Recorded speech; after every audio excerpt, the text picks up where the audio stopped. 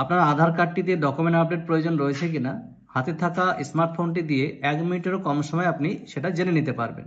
Document update প্রয়োজন এরকম আধার ধারকদের তাদের রেজিস্টার্ড মোবাইল নম্বরে আধারের তরফে SMS করে জানিয়ে দেওয়া হচ্ছে যে আগামী 14/6/2026 অর্থাৎ 2026 সালের জুন মাসের 14 তারিখের আগে পর্যন্ত এই সার্ভিসটি পুরোপুরি ফ্রি রয়েছে।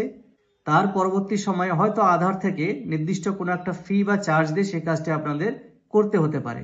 তাই চেষ্টা করবেন আগামী কয়েক মাসের মধ্যে সেই কাজটি করে নেবার। এবার ডকুমেন্ট আপডেট কার প্রয়োজন রয়েছে এবং কার নেই সেটি অনলাইনে কিভাবে চেক করবেন চলুন আপনাদের দেখিয়ে দিই। এই ভিডিওর মাধ্যমে আমি আপনাদের 3 রকমের সিচুয়েশন দেখাবো। প্রথমত, ডকুমেন্ট আপডেট যার প্রয়োজন রয়েছে সেটি কিভাবে চেক করব। দ্বিতীয়ত, যার বায়োমেট্রিক আপডেট প্রয়োজন রয়েছে সেটি কিভাবে চেক করব। এবং তৃতীয়ত, যার কোনো রকম আপডেটই প্রয়োজন নেই, সব রকম আপডেট কমপ্লিট হয়ে রয়েছে, সেটি কিভাবে চেক করব। এই 3 রকম সিচুয়েশনই আমি 3টে স্টেপে আপনাদেরকে দেখাতে চলেছি। এর জন্য প্রথমেই আপনি আপনার স্মার্টফোন থেকে যে কোনো একটি ব্রাউজারে চলে আসবেন।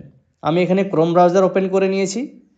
ক্রোম ব্রাউজারের সার্চ বারে এসে লিখবেন চেক আধার ভ্যালিডিটি। এই যে উপরে লেখা রয়েছে চেক আধার ভ্যালিডিটি, এরকম লিখে সার্চ করবেন।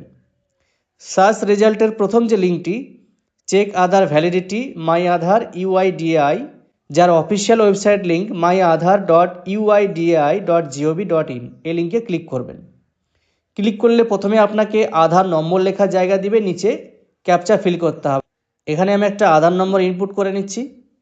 আধার নম্বর ইনপুট করা হয়ে গেলে ক্যাপচাটি ফিল করে দেব।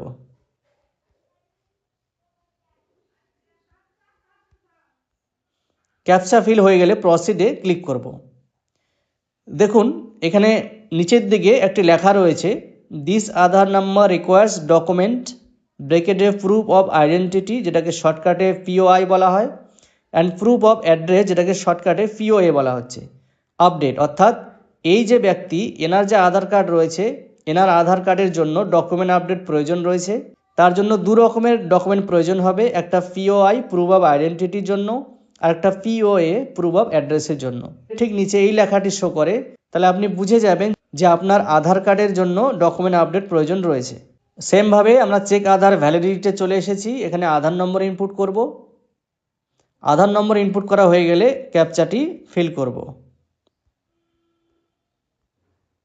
ক্যাপচা ফিল হয়ে গেছে, প্রসিডে ক্লিক করব। একটু নিচের দিকে আসলে দেখুন এখানে কিন্তু ডকুমেন্ট আপডেটের কথা বলা নেই। এখানে বলা রয়েছে this Aadhaar number requires mandatory biometric update.